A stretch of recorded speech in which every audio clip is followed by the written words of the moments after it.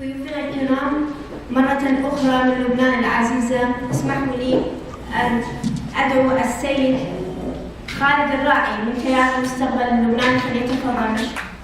Thank you very much. السلام عليكم. بسم الله الرحمن الرحيم. السلام عليكم ورحمة الله وبركاته. I think we're so proud of you. I think we're so eloquent, not only in English but in Arabic. I'm so happy to be part of this. It's an honor to be here.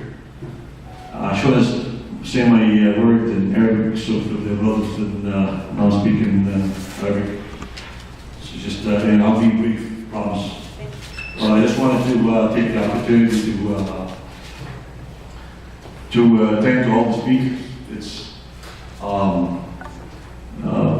It's Brother Sinan.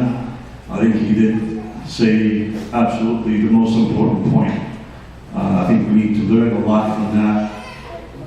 I think it's we all have something in common. We all suffer from the regime. We all know who it is. I think we all need to put our hands together. Muslims, non-Muslims. There's a lot of friends in the Western world that is willing to help. And I think it's about to just raise our voice, explain our issues and problems with the regimes. And I think we'll find a lot of help. I personally, I want to say one small story happened to me when I was in Northeastern University in Boston.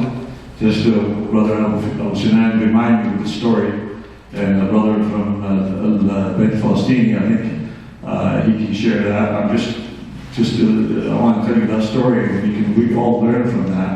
Is that there's some kind of the school asked the public, the students organization asked for some kind of debate between some Israeli, actually he's American professor, and a Palestinian professor, and some religious leaders. So at that time, that was in the late 80s, and I think, as you know, at that time, the issue of Palestine was so hot, and one of the brother from Palestine, and he just had his heated speech, and he said, "We're going to fight, we're going to struggle," and then putting his hand on the table, basically aggravated a lot of people, and a lot of people didn't accept the tone of his speech. So one of the Jewish professors said, "Look, we understand your issue, but if you really want to fight, you might as well go back there. You hear in the country that all you need to do, explain your issue, explain your problem, and you will get more sympathy than just pounding on the table and telling you you're going to go fight. You want to fight, go back." So I think we have a lot of things to work on. And I think we need to reach our friends in Canada and the Western world. We need to. I agree with the brothers in the previous speaker talking about not only the Ahwazi brothers from all factions to unite, but also the non-Persian speaking brothers from the Azeris and the West Azeris and the Turkmens and the other non-Persian groups. That we need to unite. We need to work together. And I think an event like this, it should be 450, 500 people, or maybe 1,000 people. Just come in and show support. Because this is a noble, absolutely the most important piece of land in the Arab world. Because like a brother, Dr. Abu Hassan mentioned, there's a lot of similarities between the Israeli occupation and the Iranian occupation. It's obvious. Look what happened. There's a border in there. There's a protection to the Arab world. If the Arab world can't see this, this is sickening. This is an absolute sickening. And to see the whole protection now in the hands of your enemy. The enemy, nothing to do with Islam. They're deceiving the whole world. In Hassan Zamera in Lebanon, we're at his mercy. Here's the guy he's the guy who was raising the issue Palestine, and yet at the same time, Gaza had been bombarded with thousands of missiles and he couldn't move a thing. So it's gotta stop. We cannot believe the nonsense. We cannot be blinded. And I want to thank our brother from absolutely, you said a phenomenal thing. And I think we need to wake up and smell the roses and not listen to the Islam. I know about Islam. You don't teach me about Islam. Just get out of that land and stop torturing people. So I want to go back to my brief speech here, just to go back and summarize, and hopefully we can go brief. And I wanted to thank you for the opportunity. First, I'd like to sincerely thank all the brothers and sisters of the Ahwazi Democratic up in the front for the invitation to commemorate the 90th annual of the occupation of the Ahwaz, Arabstan, by the Iranian regime. It's truly my honor to be with you today, representing the future movement of Toronto, and to offer our full support, not by words, by action, inshallah, for your struggle to liberate your beloved land and to free your great people from the dictatorship in the Iranian occupier. I can't believe it's been 90 years, almost a century, and that has passed, and the world still turns its blind eye on the Ahwazi occupation. The torture of the Ahwazi people and the robbery of the Ahwazi resources.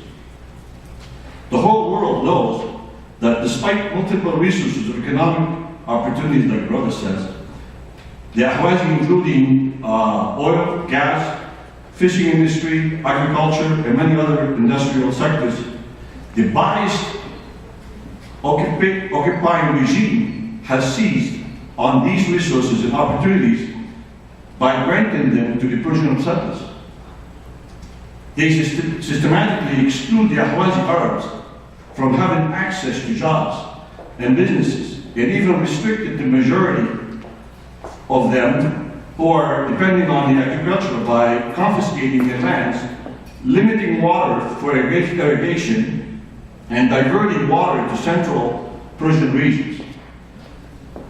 The regime leaves no economic alternatives to the local Arab people, who are forced to vending in the streets, striving to meet their daily needs and survive from poverty and hunger, and to the regime's hostile policies targeting every Ahwazi Arab. How could this world in 2015 witness all of this injustice and could not even raise your voice or do something about it?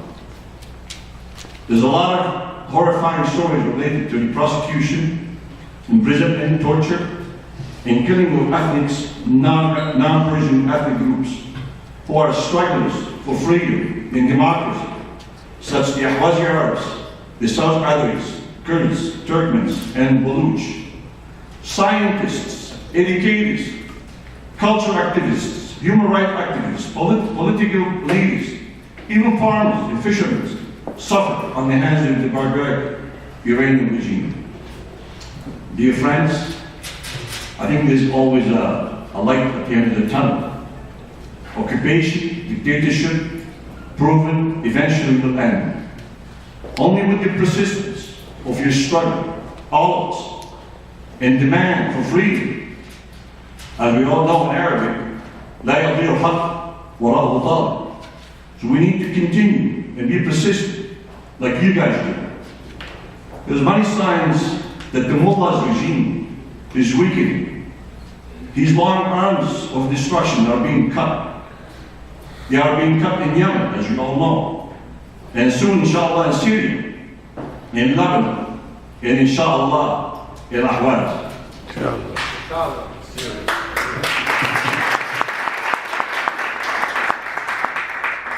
Finally, I just like to take this opportunity to thank King Salman Abdulaziz for his leadership, putting a coalition of Arab nations who are willing and to fight oppressions and order the Asad al-Hazm.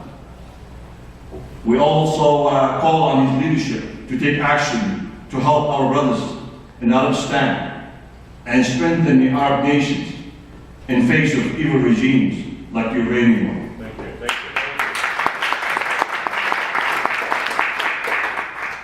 I know the Arab countries with the regimes out there, not all of them are the best, as we all know. But you know what? This action, I think, it speaks for itself. This is the voice of the people. This is the voice of the people, not the regimes.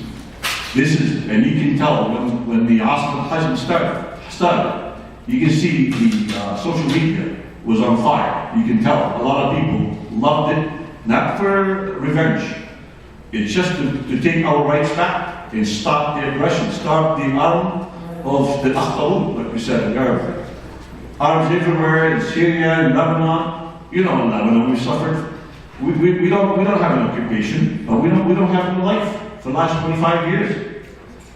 We're at the mercy of the barrel of the gun of Hassan Rasulullah. He's the regime's most strong arm. Once again, I'd like to thank you for the opportunity to be with you and wish you all success with your struggle. تحيا الاحواز، يحيا الشعب الاحوازي العربي. السلام عليكم ورحمة الله وبركاته.